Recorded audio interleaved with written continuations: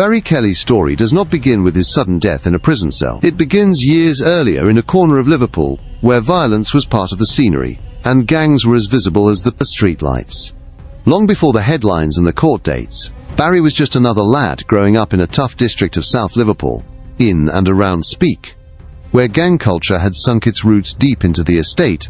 By his mid-20s, Barry Kelly was no longer just another face on the street.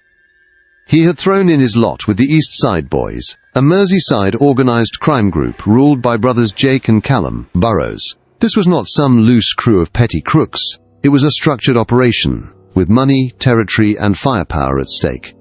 Inside that hierarchy, Kelly did not stay at the bottom for long. He moved quickly past the role of a street-level dealer. Within a few short years, he had become a trusted lieutenant, someone the Burrows brothers could rely on when things needed to be done, quietly, efficiently, and without questions. Prosecutors would later sum up his position in cold, clinical language. Barry Kelly was a crucial link between all the gang's illicit activities, from class, drug dealing to firearms conspiracies. In plain terms, he was the man in the middle of everything. Heroin and crack cocaine moved through his hands. Guns were sourced, transported, and hidden on his say-so. Deals were overseen, disputes smoothed out, and orders passed down the line. Kelly's willingness to take risks, his apparent calm under pressure, and his ability to follow orders without drawing attention made him invaluable. Within the East Side Boys, his name carried weight as someone who could sort it when trouble flared or stock needed moving. This transformation from a local lad in Speke to a key gangland operative was powered by the dirty profits of drugs and guns. But that money came at a cost. Violence was not a side effect of the lifestyle. It was baked into it. Every shipment of heroin, every bag of crack, every box of ammunition came with the threat of robbery, betrayal or arrest. Kelly's rise coincided with a brutal surge in gang warfare on the streets of South Liverpool. The East Side Boys were determined to tighten their grip on Speke's drug trade, and they were prepared to rule through fear. Turf was not just a patch on a map, it was the difference between fortune and ruin. Their rivals knew that, and they fought back. Between 2016 and 2017, the simmering tensions exploded.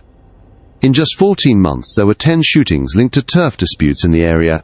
13 people were injured in the crossfire, including an innocent toddler caught in a spray of bullets that had nothing to do with them. For families living in this tight-knit community, ordinary life turned into a kind of siege. Neighbors listened for gunshots at night. Parents dragged their kids indoors at the first sign of trouble, and nobody wanted to be seen talking to the police. In the middle of this chaos, Barry Kelly standing inside the East Side Boys only grew. He proved his loyalty by helping smuggle class of drugs, by stockpiling firearms, by making sure that when the call came, his gang was ready. Each deal he arranged, each weapon he moved up the chain, each quiet favor for the Burrows brothers, turned him from a useful helper into a vital part of the machine.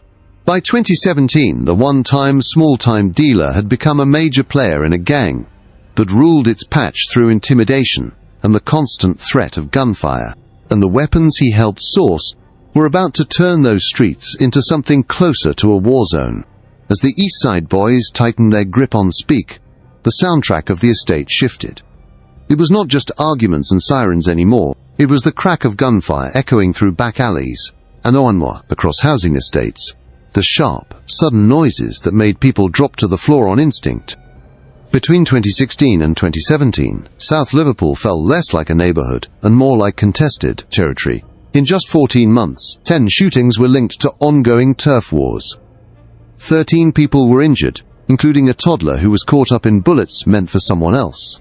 That single detail, a child hit in the crossfire, told locals everything they needed to know about how out of control things had become. The East Side Boys were not just selling drugs. They were waging a campaign of fear. Under the Burrows brothers' leadership, violence became part of the business model.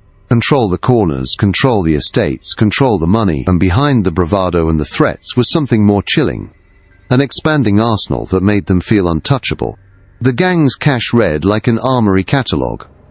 There was a vintage Saint-Étienne revolver, the kind of old-world gun you might expect in a museum, not passed between dealers in Liverpool. A high-powered Tikka hunting rifle, capable of lethal accuracy at distance. Multiple Smith & Wesson revolvers, sawed-off shotguns designed to be hidden under jackets or stashed in cars. And that was just the hardware police actually found. The gang even buried some of these weapons in local woodlands, wrapping them and hiding them in the dirt so they could be dug up when needed and kept out of sight during police searches. In this grim supply chain, Barry Kelly was pivotal. He was not simply aware of the guns, he helped move them. Acting as a gun runner, he ferried illicit weapons between suppliers and the gang's stash houses, making sure the East Side boys were never short when a conflict flared. If a rival crew posed a threat, if whispers of an incoming attack spread through the estate, Kelly's job was to help ensure his side was better armed, better supplied, and ready to respond. When the East Side boys slid into a full-blown turf war with a rival outfit, the stakes rose again. This was not just about who could shout the loudest or send the scariest threats on burner phones. It became an arms race in the backstreets of Liverpool. To stay ahead, Kelly and the Burrows brothers needed more guns, more ammunition, and new sources who could deliver. One of those sources was Christopher Wallace, a notorious figure from Wirral. Wallace was not just a gunman, he was known as a bomb maker, someone with access not only to firearms but to homemade pipe bombs as well. Through Wallace and other underworld contacts, Kelly and the Burrows brothers secured additional weapons, giving the East Side boys a frightening edge. The idea that pipe bombs and high-powered rifles were circulating in the same network as street-corner drug deals added a new layer of danger to an already volatile landscape. For residents, the effects were simple and terrifying. Every unexplained bang might be a gunshot. Every stranger loitering on a corner might be carrying. For the East Side boys, though, this escalating firepower was just another tool to protect their real lifeblood: drugs. Behind the guns and the threats, heroin and crack cocaine kept the money flowing. And Barry Kelly was as deeply involved in that trade as he was in the weapons that enforced it. Behind the headlines about shootings and pipe bombs, the engine driving the East Side boys was always the same: drugs. Guns brought fear, but heroin and crack cocaine brought money. Barry Kelly was right in the thick of that trade. The crew trafficked heroin and crack in from cities outside Liverpool, feeding a constant demand on the estates. Once in Speke, the drugs were chopped, bagged, and pushed back out onto street corners, alleyways, and stairwells by a network of runners who knew the streets as well as any patrol officer. To protect their stock and their profits, the gang relied on stash houses, ordinary-looking homes, turned into drug warehouses.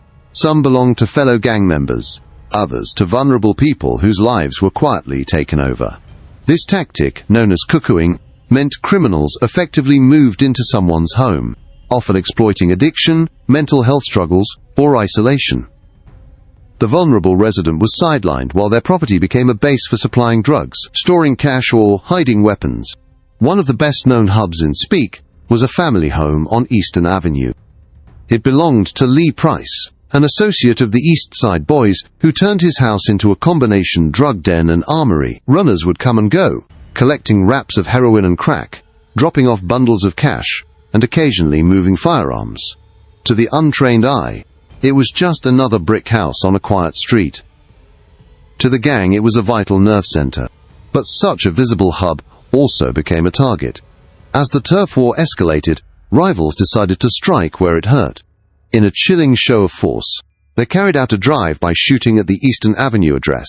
A car rolled past, gunmen opened fire, and bullets ripped through the walls of the property. Inside and next door, families froze in terror as masonry and plaster blew apart, a reminder that this was not a distant gang film, it was happening on their doorstep. Incidents like that shooting did not just traumatize the neighborhood. They drew unwanted attention. Each burst of gunfire, each ambulance rushing to an overdose, each report of masked men on scrambler bikes added another line to the growing police file on Speke. For officers watching from the outside, it was proof that the East Side boys and those linked to them, like Barry Kelly, were pouring petrol on an already blazing fire. Out on the streets, the gang worked hard to stay 2 steps ahead of law enforcement. Police cars were easy to spot, so the East Side boys relied on unlicensed scrambler bikes to outmaneuver them. Dealers and couriers would cut across parks, fields, and narrow walkways where patrol vehicles could not follow, using off-road routes as their private highways. If a police car appeared at one end of an estate, a biker could be gone down a muddy path at the other in seconds. The response from Merseyside Police evolved with the threat. Public space protection orders were brought in, to give officers more power to seize scrambler bikes and disrupt the riders who used them for dealing and getaways. Specialist off-road units were deployed, officers on their own bikes who could follow the same rough tracks and alleyways that gang members used. The message was clear: the police were learning the terrain too. The gang's communication was just as guarded. Kelly and his associates made heavy use of cheap burner phones, constantly changing numbers to make it harder for detectives to track them. Conversations were peppered with coded language nicknames, half-sentences, and vague references that only made sense to those involved. To outsiders, it sounded meaningless. To the East Side boys, it was the language of business. Yet no matter how carefully they moved, the damage they caused left marks that were impossible to hide. Every shooting, every seized weapon, every overdose victim pulled from a house or alley added pressure on Merseyside Police to act. Reports of armed men, of suspicious vehicles, of constant comings and goings at certain addresses started to build a clearer picture. And as that picture sharpened, one name kept appearing in the background: Barry Kelly. More than a simple dealer, more than just a courier. He sat at the crossroads of drugs, guns, and gang strategy. The same reliability that made him invaluable to the Burroughs brothers made him a prime target for detectives. Quietly, patiently, law enforcement began closing in. What had started as scattered incidents around Speke was being stitched together into something far bigger.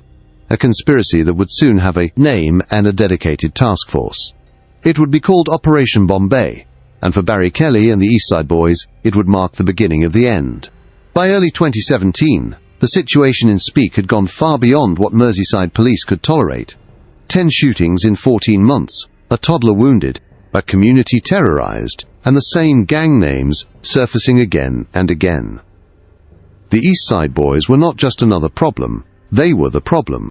Detectives made a decision this was not going to be handled with a few patrols and the odd arrest. They needed a full-scale operation, something designed not just to disrupt the gang but to dismantle it completely. The crackdown was given a name: Operation Bombay. On paper, it was a long-term covert operation targeting organized crime. In reality, it was a patient, methodical hunt for the East Side boys and their supply network. The kind of operation where every scrap of information, every suspicious phone call, every quiet tip could become another brick in the case. It began quietly. No big raids, no dramatic street arrests, just surveillance and intelligence. Undercover officers tracked movements across South Liverpool, logging who went where and when. They watched cars pull up outside known addresses, noted familiar faces slipping in and out, and slowly mapped the hierarchy from the lowest street-level runners up to the Burroughs brothers themselves and the men who supplied their guns. Stash houses like the Eastern Avenue property were placed under close watch. Officers recorded the constant pattern of comings and goings, runners arriving empty-handed and leaving with packages, others returning with cash. Occasional hard-faced enforcers dropping by, sometimes carrying bags, sometimes just staying long enough to send a message. On the surface, it was just an ordinary neighborhood. On the detectives' whiteboards, it was a spider's web of criminal activity. Community tip-offs began to play a crucial role. Years of fear had kept many residents silent, but the constant violence was breaking that wall. Some locals, still terrified of reprisals, began feeding information anonymously: names, car registrations, rumors about where the guns were hidden or who was controlling what street. In an area where grassing could get you seriously hurt, those calls and whispers were acts of real courage. Operation Bombay shifted from watching to acting in January 2018. The Eastern Avenue drug den, the same house that had drawn a drive-by shooting, became a high-profile target. Officers moved in, raiding the property, seizing drugs, and any weapons they could find. Then, in a symbolic move that showed just how serious they were, they boarded the house up. For the East Side boys, it was more than a police visit. It was the loss of a key safe haven and a public sign that their grip was slipping. But the operation did not stop there. Over the next year, police focused on other cuckooed homes and hideouts across South Liverpool, organizing coordinated raids designed to hit multiple locations at once, denying the gang time to move, stalk, or warn each other. At the same time, they staged highly visible tactics meant to rattle gang members' nerves. On some nights, convoys of police vehicles and armed matrix units rolled through Speke and neighboring districts, sirens echoing, lights cutting across dark streets. It was a show of force aimed squarely at gangs like the East Side Boys. A reminder that the streets did not belong to them alone. Behind the scenes, investigators were doing the slow, meticulous work that really breaks a conspiracy. Forensic teams matched fingerprints to seized firearms. DNA turned up on bullet casings dug out of crime scenes and woodland hiding places. Phone records connected Kelly's crew to Christopher Wallace's network, revealing calls that lined up neatly with weapons deals and suspicious journeys. Every new link tightened the noose. Detectives were not just trying to catch one man with one gun. They were building a case that showed a chain. The Burroughs brothers at the top, trusted lieutenants like Barry Kelly in the middle, and a web of dealers, drivers and suppliers beneath. Then, in May 2019, after years of careful preparation, Operation Bombay reached its breaking point. At dawn, while most of Liverpool was still asleep, police teams moved in. Armed officers and raid squads hit addresses across Merseyside and beyond in a synchronized wave. Doors were smashed in with battering rams. Stun grenades went off to disorient targets. And shouts of police tore through early morning quiet. Barry Kelly was among those taken completely off guard. So were the Burroughs brothers, Lee Price, and dozens of others tied to the conspiracy. Over in Wirral, Christopher Wallace, the bomb maker, was captured as part of the same sweep. In the raids, police discovered loaded handguns, a sawn-off shotgun hidden in grass near an associate's home, and pipe bombs stored in Wallace's garage devices prosecutors later said could have killed or maimed innocent people. Huge quantities of heroin, cocaine and cannabis were seized alongside stacks of cash. Operation Bombay had landed its blow. After 2 relentless years, the East Side Boys' leadership was in handcuffs, their arsenals exposed, their drug lines disrupted. On the streets of Speke, the gunfire did not stop in a single night, but the balance of power had shifted. The next battle would be fought in a courtroom. The dawn raids of May 2019 were just the opening act of the real reckoning. Once the doors were smashed in, once the guns and drugs were laid out on evidence tables, the focus shifted from the streets of Speke to the formal, unforgiving setting of Liverpool Crown Court. What had been whispers, coded phone calls, and secret meetings was about to be dragged into the harsh light of a public trial. In the months that followed, Barry Kelly and 21 other conspirators found themselves in the dock. The scale of the case was staggering. Prosecutors did not present a single incident or a lone shooting. They laid out an entire criminal ecosystem. The East Side Boys and their associates, they argued, had run drugs across county lines, stockpiled weapons for gang warfare, and even plotted to smuggle contraband into prisons to keep their influence alive behind bars. As the evidence mounted, firearms, drugs, phone records, forensic reports, the reality of Operation Bombay's reach became undeniable. Many defendants, including Barry Kelly, made a cold calculation. Faced with the mountain of proof stacked against them, they chose to plead guilty. Others held out, forcing a trial, but were convicted all the same. In total, the court handed down more than 300 years of prison time to the gang members. It was not just a set of sentences, it was a statement. The justice system wanted it understood that this was not petty crime. It was organized, calculated and devastating to the community, and it would be punished accordingly. At the top of the chain sat Christopher Wallace, the bomb maker from Wirral. For his role in supplying firearms and pipe bombs, he received a life sentence with a minimum term of 31 years before parole could even be considered. Judge Andrew Menery KC did not mince his words about the danger Wallace's devices posed, crude-looking but lethal, capable of killing and maiming innocent people if ever deployed. The gang's leaders, Jake and Callum Burroughs, fared little better. Jake was jailed for 25 years, Callum for 20, both found guilty of multiple firearms conspiracies and Class A drug dealing. Their sentences effectively ripped the command structure of the East Side Boys out of Speke, ending their reign over the estate. Lee Price, whose house on Eastern Avenue had served as a gang armory and drug warehouse, was jailed for 22 years. Prosecutors highlighted his phone contact with the Burroughs brothers on the very day they went to Wallace's garage shopping for guns, tying him firmly into the weapons conspiracy. Then came Barry Kelly's turn. At 26 years old, he stood in the dock, not as a minor foot soldier, but as a trusted multitasker in the gang's hierarchy. The court heard how Kelly had been involved in moving class, a heroin and cocaine, handling firearms and ammunition, and even participating in a plot to throw illicit items over a prison wall, trying to supply inmates on the gang's behalf. In the end, Kelly pleaded guilty to conspiracy to supply Class A and B drugs, 3 separate firearms offenses, and the prison smuggling scheme. For this breadth of criminal activity, the judge sentenced him to 18 years in prison. At an age when most people are laying foundations for their futures, Kelly was facing nearly 2 decades behind bars.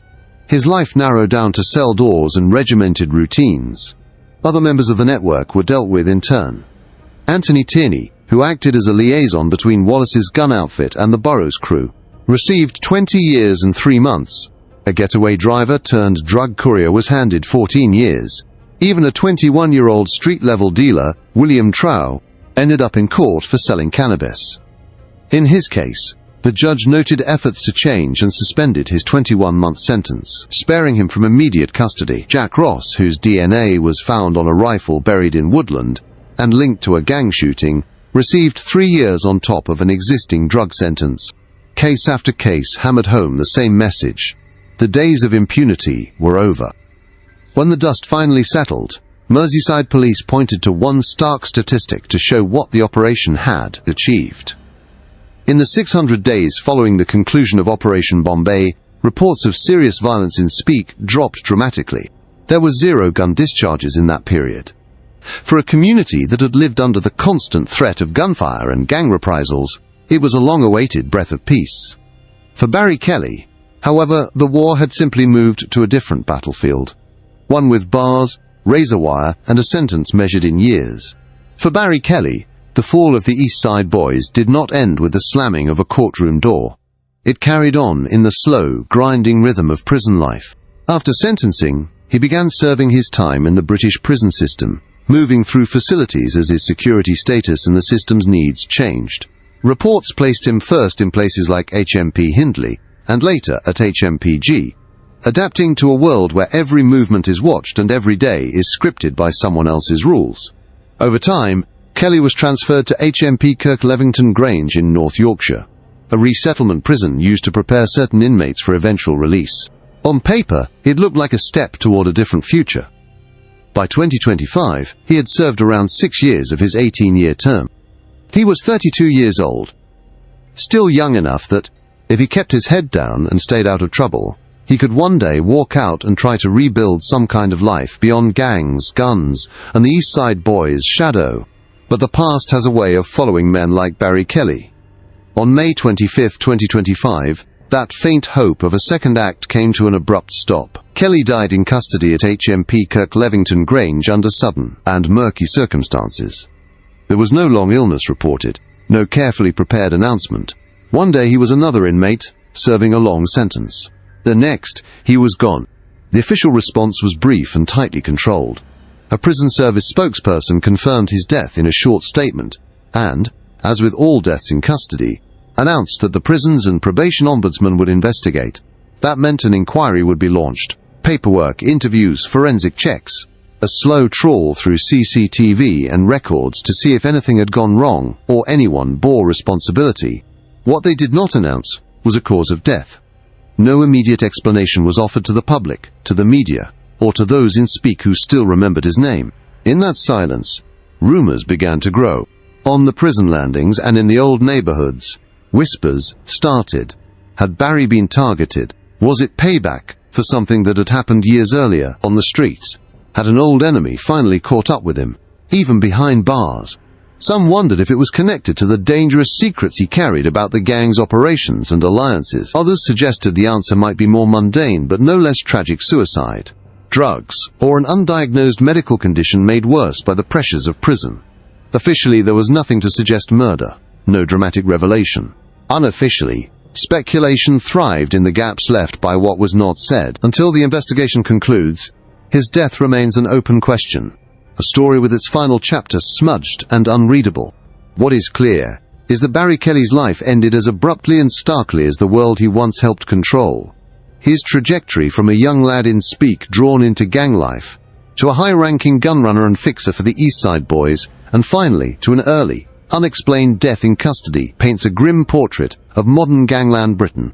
He lived by a code where fortunes were built on Class A drugs and illegal guns, where power was measured in fear and firepower, and where loyalty was often just another word for mutual destruction. Operations like Operation Bombay showed how determined law enforcement was to reclaim communities like Speke, and their success brought a long-awaited peace to streets once ruled by gunmen.